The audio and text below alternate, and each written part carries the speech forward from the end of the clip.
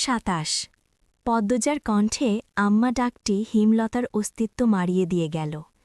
হিমলতা থমকে গিয়ে তাকান। উঠে দাঁড়াতে প্রস্তুত হতেই পদ্মজা ঝাঁপিয়ে পড়ে হিমলতার বুকে। হিমলতা টাল সামলাতে না পেরে আবার মাটিতে বসে পড়েন। পদ্মজা নিরবচ্ছিন্ন কাঁদতে থাকল। হিমলতা সীমাহীন আশ্চর্য হয়ে কথা বলার শক্তি হারিয়ে ফেলেন। নির্বাক স্তব্ধ থেকে পদ্মজার কান্না অনুভব করেন। কান্নার দমকে পদ্মজার শরীর ঝাঁকি দিচ্ছে বারংবার। পূর্ণা পদ্মজাকে পেছন থেকে জড়িয়ে ধরে বলল, আর যাবা না আপা? পদ্মজা অনুরোধ স্বরে হেমলতাকে বলল, আম্মা, আমি যাব না। হেমলতার দুই চোখ বেয়ে টপ টপ করে জল পড়ছে।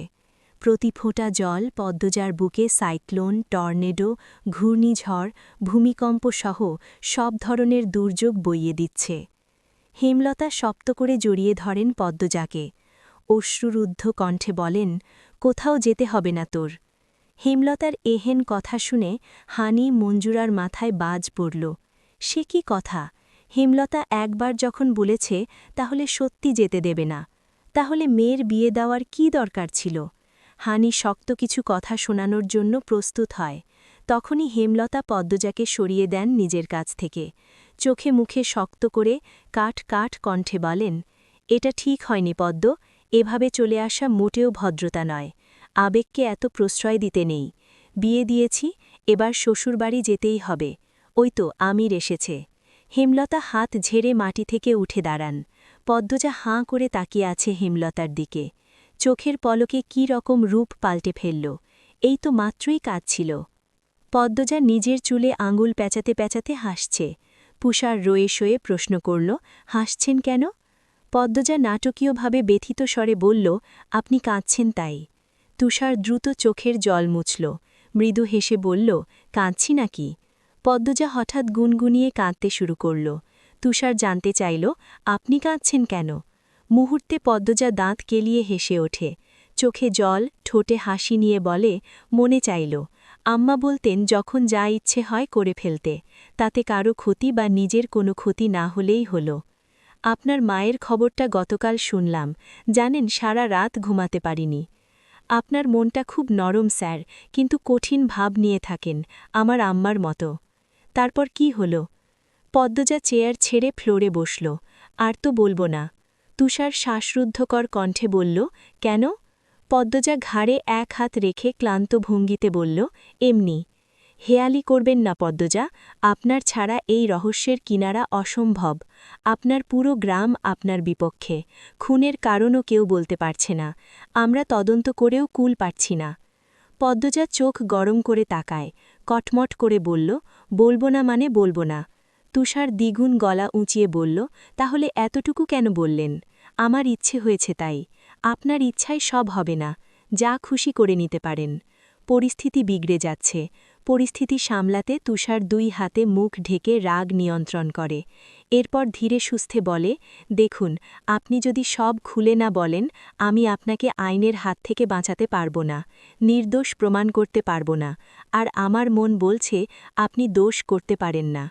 সবসময় মন সঠিক কথা বলে না, বলল পদ্মজা করুণ স্বরে। তাহলে বলছেন আপনি নির্দোষ না? পদ্মজা চোখ সরিয়ে নিল, হাসল। কি যন্ত্রণা, কত কষ্ট সেই হাসিতে।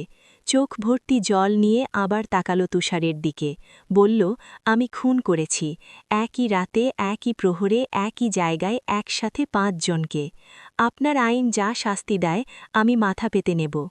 তুষার অধৈর্য হয়ে বলে, আপনার ফাঁসির রায় হবে পদ্মজা, আপনি বুঝতে পারছেন না। আমার আপনাকে বাঁচাতে ইচ্ছে হচ্ছে। ওপারে যাওয়া আমার জরুরি, আমি সব রায় মেনে নেব। আমি মানতে পারব না। তুষারের অকপট কথা। কথাটা মুখ থেকে বের হওয়ার পর তুষার বুঝল সে অচেনা এবং ভয়ঙ্কর অনুভূতি নিয়ে খেলছে। পদ্মজার দিকে চেয়ে অপ্রস্তুত হয়ে পড়ে। পদ্মজা তুষারকে পরখ করে নিয়ে হাসে। শান্ত ভঙ্গিতে বলল, এত ব্যাকুল কেন হচ্ছেন? বেশ অনেকক্ষণ তুষার গাঁট হয়ে বসে রইল।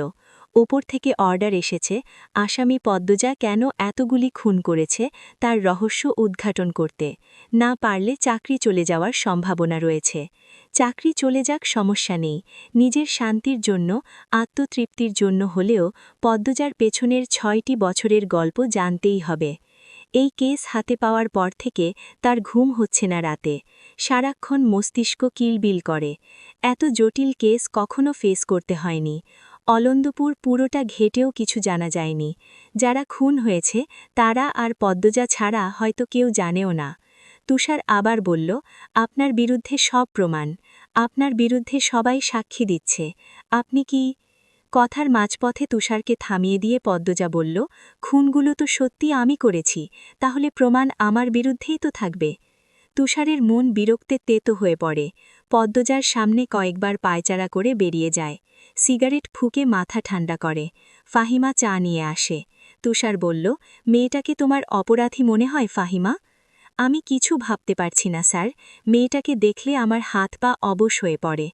এত মেরেছি শুরুতে, কিছুতেই টু শব্দও করেনি। এরপর থেকে আমি রাতে ভয়ঙ্কর স্বপ্ন দেখি। পৃথিবীটা রহস্যে ঘেরা ফাহিমা। একজন নারী ৫ জনকে কিভাবে খুন করতে পারে, আবার একসাথে? সেই সাহস কি করে পেল? সেটা আমিও ভাবছি, কিভাবে খুন করেছে সেটা ধারণা করা যাচ্ছে, কিন্তু এত সাহস, ধৈর্য কিভাবে কোনো নারীর থাকতে পারে? নারীরা চাইলে সব পারে, কথাটা শুনে এসেছি, এবার স্বচক্ষে দেখছি। জি স্যার। কত আসামি পায়ে পড়ে জীবন ভিক্ষা চেয়েছে, কিছুতেই মন গলেনি, মন কাঁদেনি।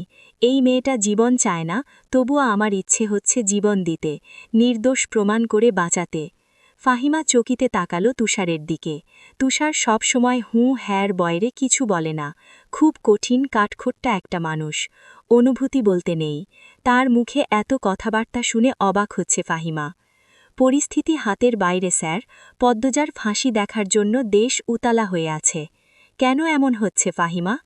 আজ যদি হেমলতা উপস্থিত থাকতেন, গল্পটা অন্যরকম হতো স্যার। তুষার আবার ফিরে আসে, পদ্মজার সামনে চেয়ারে বসে, ধীর কণ্ঠে বলে, আজই শেষ দিন, এরপর আর আমাদের সাক্ষাৎ হবে না।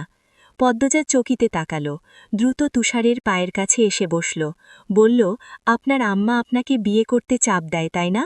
আপনি কি করে জানলেন? সেদিন দেখলাম ফোনে কাউকে আম্মা ডেকে রেগে বলছিলেন বিয়ে করব না। আমি তো অনেক দূরে দাঁড়িয়ে কথা বলছিলাম, আপনার শ্রবণ শক্তি তো প্রখর। তুষার বলল, এরপর থামল, লম্বা করে নিঃশ্বাস নিল, আবার বলল, আপনার মায়ের বিশ্বাসঘাতকতা কি কথা লুকিয়ে করেছেন? আপনি কি করে জানলেন? কিছু তথ্য পেয়েছি গতকাল, এইটুকুর জন্য বিশ্বাসঘাতক অপবাদ দিতে পারেন না উনি, আপনার ভালোর জন্যই। পদ্মজা চুপ থেকে হুট করে ফোঁস করে জ্বলে উঠে বলল, আপনি বুঝবেন না আমার কষ্ট, আমার না পাওয়া দামি সময়টাকে আমি কতবার মনে করে বুক ভাসিয়ে কেঁদেছি, বুঝবেন না আপনি। পদ্মজা কাঁদতে কাঁদতে বলল, পরপরই হেসে আবার করুণ স্বরে কান্না শুরু করল, গা কাঁপিয়ে তোলার মতো কান্না, মনে হয় কোনো অশরীরই কাঁদছে। কি বিশ্রী, ভয়ঙ্কর সেই কান্নার ছন্দ। তুষারের কান ঝাঁ ঝাঁ করে ওঠে। চিন্তায় মাথার রগ দপদপ করছে। আগামীকাল ভোরে পদ্মজাকে কোর্টে তোলা হবে, রায় হবে। পদ্মজার ফাঁসি চাই বলে রাস্তায় রাস্তায় আন্দোলন, রেডিওতে আন্দোলন, কিন্তু তুষারের মন যে কিছুতেই মানতে পারছে না এই আন্দোলন। এমন নিষ্পাপ মনের, অপরূপ সুন্দরীর বিরুদ্ধে পুরো পৃথিবী, কি আশ্চর্য তাই না? বাঁকা রাস্তা পেরিয়ে পালকি চলছে ধীরে ধীরে। সন্ধ্যার আজান পড়েছে কিছুক্ষণ আগে, দিনের আলো কিছুটা এখনও রয়ে গেছে। দক্ষিণ দিক থেকে ধেয়ে আসছে হাওয়া, শীতল নির্মল পরিবেশ। পদ্মজার বুক ধুকপুক করছে। নতুন মানুষ নতুন পরিবেশে মানিয়ে নিতে পারবে তো? সে একবার হাওলাদার বাড়ি গিয়েছিল। অন্দরমহল নামে এক বিশাল বাড়ি আছে, সেই বাড়িতে মেয়েরা বউরা থাকে। এখন কি সেও থাকবে? পদ্মজা পর্দার ফাঁক ফোকর দিয়ে বাইরে চোখ মেলে তাকায়। আমির হাতে পাগড়ি নিয়ে তার বড় ভাইয়ের সাথে কি যেন আলোচনা করছে। চোখে মুখে খুশি উপচে পড়ছে। পদ্মজা চোখ সরিয়ে নিল। মায়ের কথা, পূর্ণার কথা খুব মনে পড়ছে। পালকি থামে, আমির থামিয়ে দিল। অন্দরমহলে মেয়েরা অপেক্ষা করছে নতুন বউয়ের জন্য, আর আমির গেটের সামনেই পালকি থামিয়ে দিল। জাফর বিরক্তিতে চয়ের মতো শব্দ করে বলল, এইখানে আবার থামালি কেন? আমির পাগড়ি রিদওয়ানের হাতে দিয়ে বলল, আমার বউ আমার কোলে চড়ে অন্দরমহলে যাবে। পদ্মজা কথাটা শুনেই কাচুমাচু হয়ে গেল। আমির পালকির পর্দা সরিয়ে হাত বাড়িয়ে পদ্মজাকে নামতে ইশারা করে। পদ্মজার নাক অবধি টানানো ঘুমটা। আমির সরাতে গিয়েও সরাল না, মুখে বলল, কি হলো, নেমে আসো। পদ্মজা লজ্জায় জ্ঞানশূন্য হয়ে পড়েছে। সে গাঁট হয়ে বসে থাকে। আমির হেসে এক হাতে নিজের কপাল চাপড়াল। এরপর নিজেই টেনে নামালো পদ্মজাকে। তখনও পদ্মজার নাক অবধি টানানো ঘুমটা। আমির চট করে পদ্মজাকে পাঁজা কোলা নেয়। পদ্মজা কুঁকড়ে যায়। ভয়ে দুই হাতে আমিরের গলা জড়িয়ে ধরে। আমির যত এগোচ্ছে, সময়ের সাথে পাল্লা দিয়ে তার গায়ের উষ্ণতা পদ্মজার শাড়ি ভেদ করে সর্বাঙ্গে ছড়িয়ে পড়ছে। অচেনা অজানা অনুভূতি চারিদিকে যেন জেঁকে বসেছে। মরণ প্রেমের সূত্রপাত হয়তো এখান থেকেই শুরু হয়।